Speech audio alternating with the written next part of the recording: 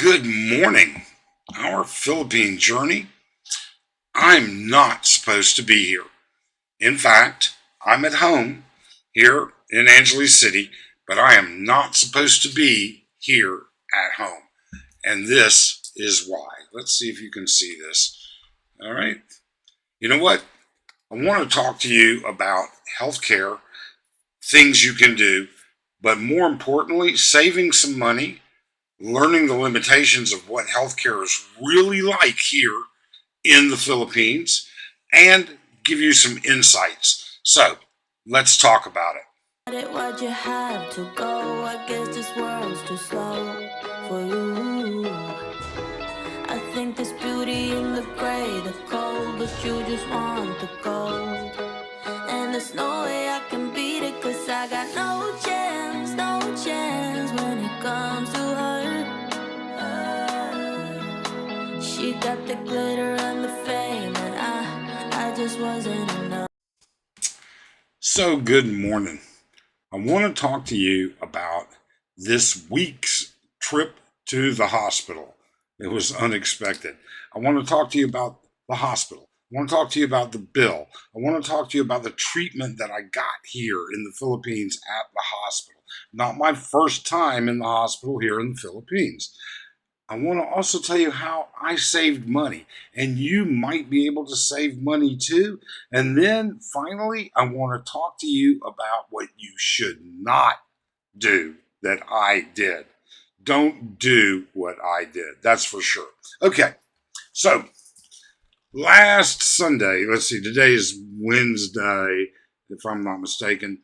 Last Sunday, I knew I had a very difficult case of pneumonia. I could tell. All right. And finally, after struggling with it for 4 days, Arlen said, "Look, you know what? You got to go to the doc." I said, "Okay." So we go to the doc. So we went to the medical city Clark, all right, TMC Clark, private hospital on Clark, where I've been before. I've had cardiac stents done there. I've had, actually, I was treated for pneumonia there once as well, but nowhere near this type of a situation. In that situation, I was actually septic.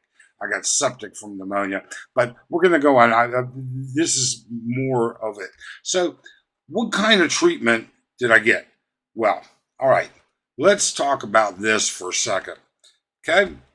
I arrived in the ER at 09:15 in the morning. We took our time getting there. No big deal. Registration. So history, height, weight, temp, blood pressure, vitals, basic exam, lung sounds, and admission paperwork, all done by 9:25. And I took a crap load of notes. All right. There we go. It's not like I'm making this shit up. So I took a crap load of notes. Done at 9:25. Then at 9:25, they moved me from triage, all right, to a bay, a trauma, not trauma, but an ER bay, all right, a room, all right. I got a 12 lead ECG, 2 doses of Duovent being nebulization, all right.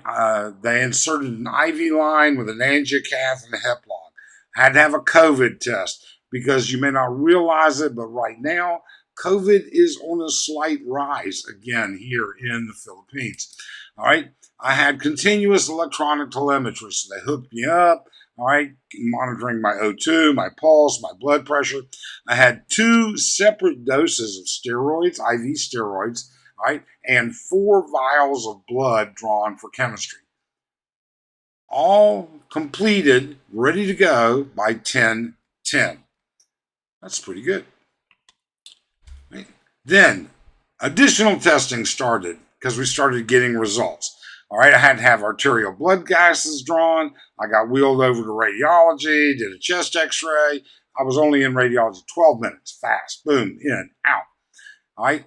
Then at 10:50, I consult. Now, the ER doctor had come and talked to me a couple of times, but now he had all the results. So we reviewed the lab results with the ER doctor. We reviewed the chest x-ray with the ER doctor. We called my interventional cardiologist. We called my pulmonologist. I was assigned a hospitalist, and this is kind of unique. I started my first superbug antibiotic treatment. And, you know, we'll get into that. So I get admitted to the room at 11. I actually made it to my room 11:15. And at Clark, you have three types of rooms. You have executive rooms, you have um, deluxe rooms, and standard rooms. I've had the first time I was in Clark years ago, I had an executive room, totally not worth it. Big room, huge workspace. I mean, if you're sick, there's a limit. It wasn't worth it. The regular deluxe room, very nice, private CR, the whole 9 yards. Okay. The standard rooms, some of those are double occupancy, I think. But either way, I had a deluxe room. Now, keep in mind that room is 2,235 pesos a day. Just the room charge, 2,235. So 36 bucks a day, cheap enough, right? Now, I want to talk to you. You know, there is nothing wrong. Every one of you watching this, all of you, should always want to try and save money. All right. Now, I'm not saying be foolish about it. I'm not saying be stupid about it. But I'm just saying, you know something? If you're going to be a guy and you're retired and you have, it doesn't matter if you make $1,500 a month or $15,000 a month. Throwing money away just isn't really a great thing to do, and not when you can do it. So in the Philippines, we have something here that is unique. And I don't know if it's good or it's bad or whatever. I know you can't do it in Thailand. I know you can't do it in the UK. I know you can't do it in America or in Japan or in Australia. But you can bring your own drugs. And here's why. Bear with me. All right. For a day and a half. Was it a day and a half or 2 days? 2 days. 2 days. Now, I'm on a monster antibiotic system. And I'll show you, but trust me, it's something else. Okay. The bottom line is you can get your own drugs. And I will tell you right now, in the Philippines, the markup on your pharmacy at the hospital is going to be 3 to 4 times. So if it costs them wholesale, all right, 1,000 is going to cost you. They're going to charge you 3 to 4,000 pesos. All right. And again, Mike, you cheap bastard, just pay it. My God, you've got enough. Take care of it. Well, wise people just don't throw money away. Not when it's so simple to save money. I will tell you this. What I do is I tell the nursing desk, and Arlene tells the nurses station, hey, if one of my doctors prescribes a new medication, I want to know immediately what the medication is. I want to know the dose, and I want to know the duration. And then Arlene is going to run down to the pharmacy down the road, all right? And she's going to buy it. And then she's going to give it. Now make sure you keep it in the blister pack or sachet or whatever that it comes in, all right? And they'll give it to you.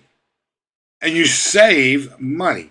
And to give you an idea, all right? So this is, so this particular photo was taken in the hospital. That's the edge of my hospital band there. That's the IV. angiocath that's in there and some notes, I guess, that I was writing.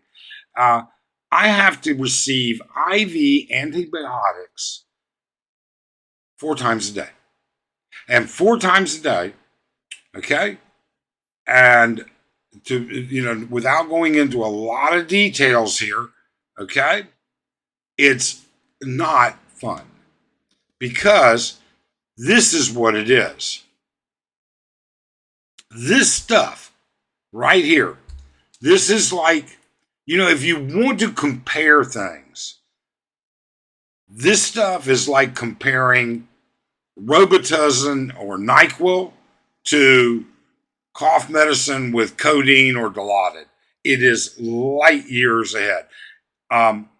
We literally had to scour all over Angeles City to come up with 4 days worth of 16, all these doses. Because that vial is one single dose. Second thing is it is a powder.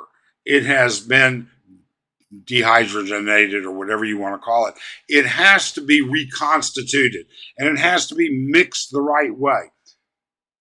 I talked my doctors into letting me go home and I would take care of it because, quite frankly, the hospital was going to charge me 2 days in the hospital, 81,000 pesos. And I had 5 more days left. Well, all I'm doing there literally is popping pills, getting some blood work, and this IV antibiotic every 6 hours. All right. Well, I would tell you right now, you should not do it. I will also tell you this. I saved over $1,000 by going home. Now, you buying your own meds, that might be a different story. You might only save $200, but $200 is $200. $100 is $100. All right. You can do that here. You can't get away with that in other countries. You just can't. I've got to replace my IV today. And that brings us to another thing. So with the room rate being 2,000 pesos a day, I can actually hire. Now, I could do this myself, although I wouldn't want to do it. I don't want to put an IV. I've never been an IV drug abuser or user, but I know I can start an IV on myself. But one-handed, not my idea of having fun. Okay? But I can hire an IV certified nurse for 800, 1,000 pesos to come and drop by and put an IV and start an IV on me. And we have a lot of expat friends who have wives and girlfriends that are nurses. They're nurses, period. So it can be done. You can save money. How much money can you save? Well, that's a whole different story. It's going to depend on what you're there for. I would caution you, number one, don't do what I did, not unless you understand chemistry and you understand how to reconstitute pharmaceuticals and understanding the doses, rates, and how many grams per ml you're going to. And just shouldn't do it. Just don't do it. Just don't. Unless you have the training in the background to do it. And I did. Okay? The second thing is make sure you tell your docs, hey, you're going to start me on something new. I want to know what it is so my wife can run out. So instead of you charging me 500 pesos or 1,000 pesos for this pill, I can buy it for 50 pesos or 100 pesos. And if you're going to be in the hospital for a while, that makes a difference. I don't know. You tell me. I think I was treated very quickly, number one. I'm very happy with the service that I got. We go to TMC. That's my go-to spot for admission. I've been admitted to the hospital. I mean, I've been in the Philippines now 10 plus years. All right. So shit happens. Okay. I've been in the hospital a couple of times over the 10 plus years. I'm not so fortunate that I'm the perfect health old man. Shit happens. With that being said, make sure you tell your doctor or the nurse, hey, if you're going to prescribe something, I need to know what it is so that I can go pick it up. All right, I'll take the prescription right down there and go get it. Some things you won't be able to do, like this particular antibiotic, you're not going to find it in the province. You're going to be very hard pressed to find this particular antibiotic in the province. You really and truly are. And you're not going to find it anywhere pre-mixed because it has a less than 24-hour shelf life once it's rehydrated. Okay? So you're not going to get it that way. And pharmacy techs here are not able to do these things. You have to get an actual pharmacist to make this. So either way, I figure when it's all over and done with, I will have saved over $1,000 because this stuff is not cheap. The hospital charges a fortune for this stuff. Okay. I will have saved over $1,000. Later today, I'm going to have to go get some blood work done. I need to get another IV put in. My IV is expired itself. I got to get a new one put in, but it's only 4:30 in the morning here. I've got to get blood work done and follow up. So we'll see what happens. Otherwise, hey, we hope you're having a great day. Take care. Let me know what your thoughts are. Be good.